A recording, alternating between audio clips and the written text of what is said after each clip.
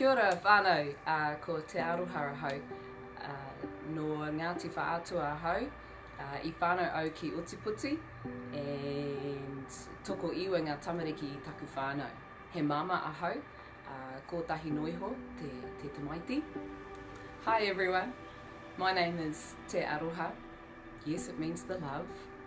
Growing up in Dunedin with my parents and my 5 sisters and 3 brothers, we grew up with Sukio Mahikari organisation. It was something my parents were really devoted to, and that's basically about being kind to the earth, looking after our food and keeping our spiritual body purified. And I just followed my parents, so I did that until I left home basically.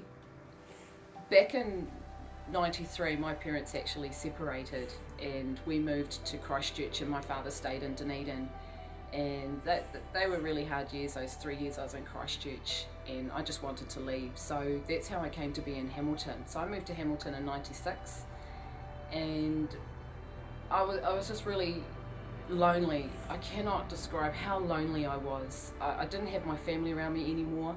I was used to having the noise of my brothers and sisters. I was used to being the older sister and looking after everybody else.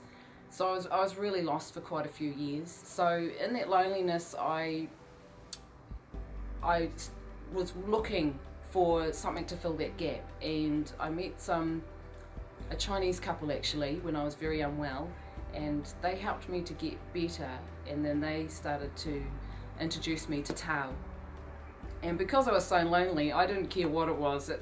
These were just people that were kind and caring, and they were showing compassion for me, and they just had a really sincere heart to look after me, really.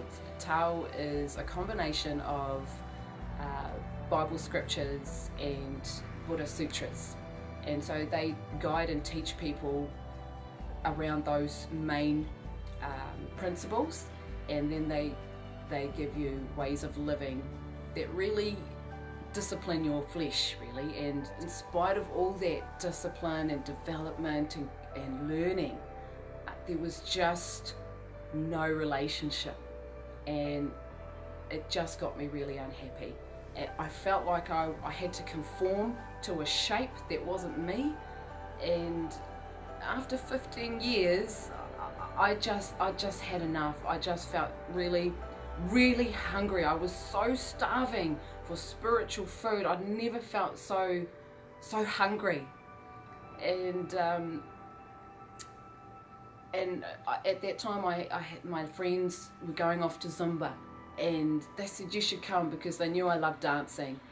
I thought, great, we'll go dancing, and it's only $5. So off I went, and of course that's where I met Kelly. And one of the things I noticed about Kelly in her Zumba was she just had this spirit of freedom. I just couldn't explain it, and sometimes I would just see her glowing, and I would always come away feeling really good. And on Christmas Eve of that year, she invited me to Christmas carols at C3 Church, and it was my son and I at home by ourselves. I was feeling particularly lonely. I was really missing my family because most of them are in Dunedin, and we couldn't get down there that year. And so when she invited me, I was really happy to not be alone and to be with Kelly, because she's just such a effervescent person. So she picked us up and brought us to church, and we just sang, classic Christian Christmas carols, and it was lovely. I love the carols. And she asked me at one point, do you want to receive the Lord? And I said, well, sure, what do you have to do for that? So she grabbed me by the hand and she took me up to Pastor Steve, and she said to Pastor Steve, tell her who wants to receive the Lord. And he goes, okay. So he held my hand, Kelly held my hand, and we all closed our eyes and we offered the prayer to receive the Lord. I never dreamed, ever, that going to Zumba would lead me to the Lord. And honestly, had I not grown that relationship with Kelly, we wouldn't be here today. So I'm so grateful that she invited me, and that that she invited me to receive the Lord, that she invited me to the church, because otherwise I'd still be feeling so hungry and starved in a desert with no water. It really was like that. And as I started to read the Word and as I started to go into worship, I felt such peace. I felt a great love. The Lord always makes me cry. He always brings me to my knees. And now, I don't know if you've seen The War Room, but after I watched the War Room, it made me realize I need to make more space for God in my life. So I've cleared out my wardrobe, and that's our space for God and I, for the Lord and I, to communicate, to have that intimate time together. Because if I don't have that, I start to feel hungry again, and I start to get lost in the worldly matters. And sometimes I get so excited I can't contain myself, and I just burst out with these worship songs. And I can do it at work, I can do it at home, I do it with my friends. Now I have friends coming over and I just ask them, do you want to jam to some worship songs? We'll grab our guitars and we'll just sing praise to God. And that is so much better.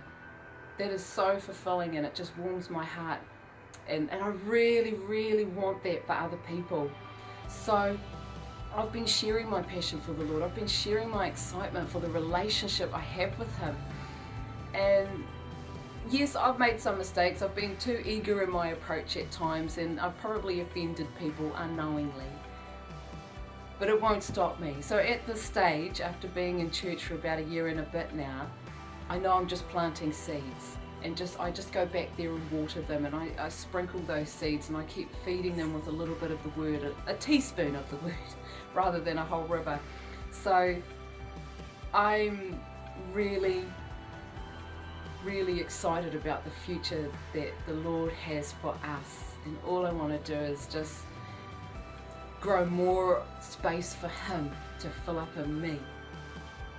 I love you, Lord Jesus.